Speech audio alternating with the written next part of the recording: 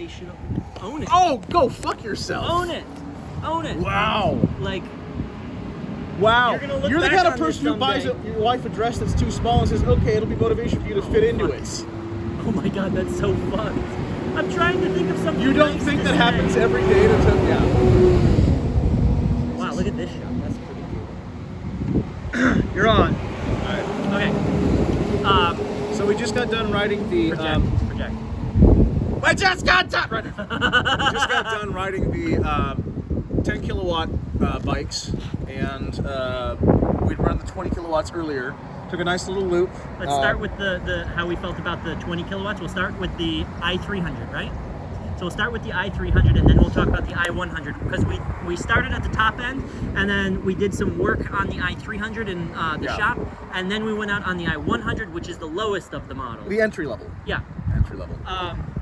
So for the 300, I actually felt like it was a pretty well-balanced bike. Yeah, it's full-sized, ergonomically, other than the weird thing with the tank and the knee spots. Yeah. So like for the me, bars, I fit into the tank slots, much like a Zero, how it has the little bits on the top. My legs fit in there really well. I was able to almost stand up all the way before my legs touched the tank.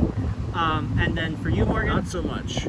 Like if I want to hit the foot peg, my knee's going to smack into the tank, and then I have to wedge my foot into it at a diagonal, and then tuck in again. Okay. Because it's just a little bit small there. The bars, good placement there. Yep. You know, seating position, fine with that. Going back to the tank real quick though, Yeah. we did disassemble the i300, and it looks like those parts could be removed and a different part could be put on there. If there was a flatter piece instead of one that flared out, Yep. that might be a big improvement. Yeah, and honestly, there's a lot they could do there with storage. Oh my And gosh, the bike has got so much room for storage. It's got storage for days. There's pockets of expandability, expansion options that could be, you know, could do an aftermarket thing, or you could do OEM, Yep. like add some brackets in and drop this Yeah. in here, bolt it in, slap it in, good to go. So there's the bike, the way it's set up now is decent, but the cool thing about it is that it has room to be improved upon without like complete redesigns. You can find ways to modify this at the factory to be even better as an urban commuter. Yeah, there are things that need to be addressed immediately. The how the battery is attached to the bike, and some other, you know, fit and finish type things, and some of the wiring. But that's all stuff we can sort out. There are some safety things that need to be addressed with it as well. Yeah. Like the kickstand needs to disable the bike. The ignition needs to disable the bike. Yes, but we tested that on the i300. We have to confirm that the i100 operates the same. Wait, no. You're talking about the kill switch. I'm talking about literally the battery being live at all times So, with the controller. Since the two bikes perform differently, Very. with one of them, the i300's kill switch did not work, but the i100's did. Neither of them have the kickstand switch that works. Well, not that works. Neither of them kickstand have switch. a kickstand switch. Yeah. And the i300, when you turn the bike off, the voltage is still there, so the battery is always connected to the controller, which is what you're saying. We need to confirm on the i100 that it also does that. Correct, pop it apart. Ideally, it will also have the same thing that we consider something that should be improved upon, and that can be done very easily with a contactor. Yeah. Big bag of contactors. No, we got rid of them, didn't we? I don't Anyway, know. so from there, in terms of ride, the i100's. Well, let's talk about the i300's performance. power. Yeah. Now, we got the i300s, I believe, probably at about 60% charge today when we started, so we didn't really get to feel the full power of it. I think it was closer to 80, because 84 volts is what I started with. What we can do is we can break it down to the per cell voltage, and then figure out the SOC based upon that on an individual cell. We'll do some nerdy math later. Insert nerdy math here. We'll put it right in between your hands. Yeah. So yeah, that is the percentage that we got the bike at, which it felt a little bit underpowered for what I was expecting. But if it was between 60 and 65% or something like that, it matches what I would expect, because the i100, which is half the power, actually felt like it performed really good. Yeah. One of the things about both of those bikes, before we get into the specifics on the 100, is that I enjoyed the ride on both of them. Yep. Like, they are, you know, they're little commuter bikes. They're not like a Ducati. They're not like an Energica. They're not like a Zero. But what they are is a cool little bike to tour around town on. Josh took us up into some mountain roads around here with little twisties. Oklahoma mountains. Yeah. It's a estimated peak of 400 feet maybe. Well, it was still fun. The corners were pretty well banked. Okay. So now let's talk. Before we move to the I-100, let's talk about the braking on the I-300. Oof. On both models, the front brake seems a little bit underpowered. Yeah. And I don't think that's the brakes themselves. I think that's probably a master cylinder change that could be made. Yeah. Now, on the I-300, and this is specific to that one, at least for the ones that you and I both rode. Yeah. When you hit the rear brake, which is on the handle, I believe it kicks in regen on the 20 kilowatt motor, and that regen is massive.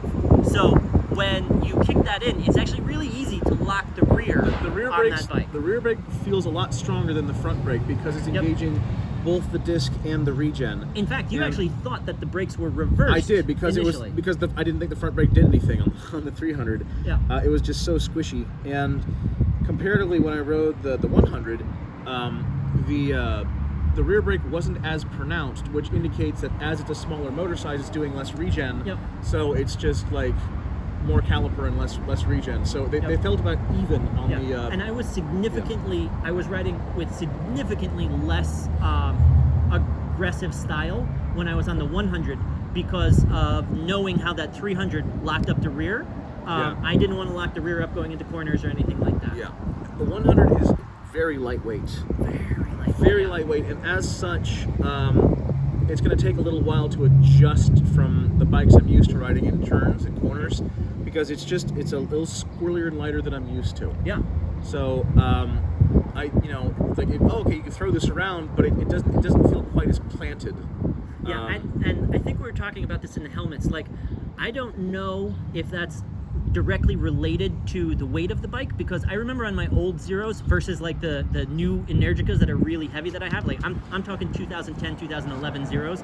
I wasn't a very good rider back then, but I don't ever recall feeling planted on those super light 200, 220 pound bikes.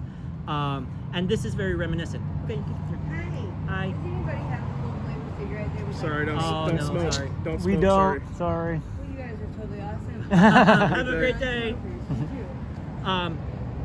So yeah, I was starting to get the feel of how to get the bike planted, but the front end of my bike was one of the handlebars was a little bit off. The clip-on was bent back a little bit. so that can be Yeah, adjusted. it's just not set up quite right just yet. So once that gets adjusted, I think it'll be more comfortable. But I felt like when I tipped it into the corner, the mass of the hub motor kept it pretty much right where I wanted it to be. So I enjoyed that.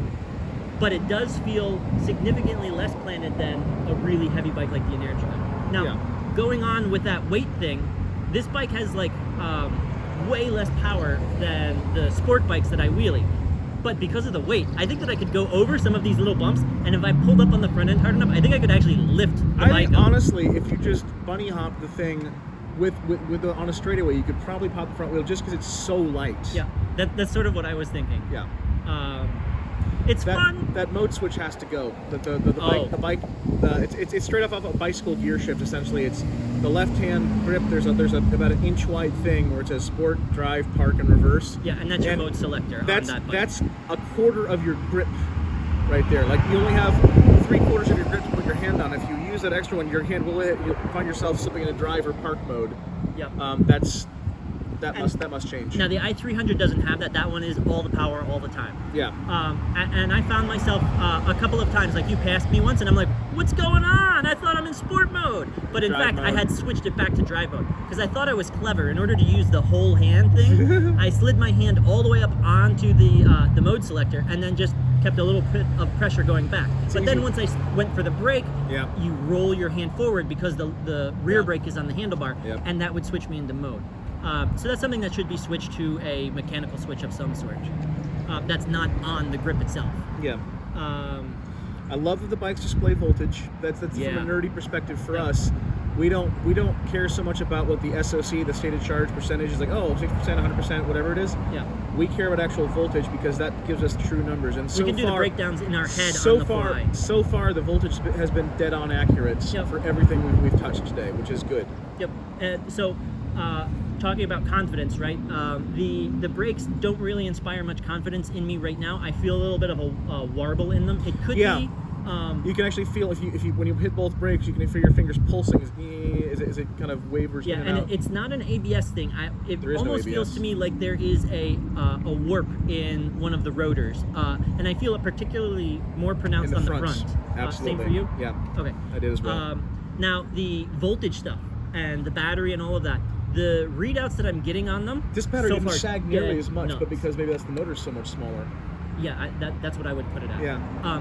The voltage being so dead nuts, I'm pretty confident in the readouts that I'm getting from the bike that Yeah. way. The next thing that we have to do is we've got to confirm the speedo matches GPS within Oh. like 10 miles an hour. Yeah, I had significant speedometer lag. I'd say at least 1,000 milliseconds of Okay. before input reflected what it was actual change. Like you could go and it wouldn't for a whole second it wouldn't change what you were doing even if you pinned it for a second. Okay. Well, a good thing for us to do would be to get our phones so we could see the GPS Yeah. at the same time. Yeah, I mean, yeah, even yeah. if I have to like predator tape it onto my jacket or something like that, it'll work. I did that in Germany. You saw the video clips where I'm You like, also mounted your phone to your jacket and caught a rock in the screen. I did. Let's not do that one. My tiny phone. But anyway, yeah. So that's the general feel. It's a mix of the good and the bad things. Overall, though, I've got a more positive feel for the bike. Yeah. I still feel like right now, exactly as it is, without any of these changes that we definitely want to see put into the bikes, I would recommend this as a starter bike for someone getting into electric motorcycling or into Or EVs motorcycling. in general. Or motorcycling. Motorcycling in general, yeah. Not even electric motorcycling. Yeah. Because it's very controllable. You will have to learn a couple of things about the bike to maintain it. But taking the bike apart wasn't too difficult. Once we figured out where the bolts went and which bolts to take out, it was pretty easy to work on. Yeah. So yeah, right now, still generally positive feel on the bike, and I'm looking forward to more testing. I am as well.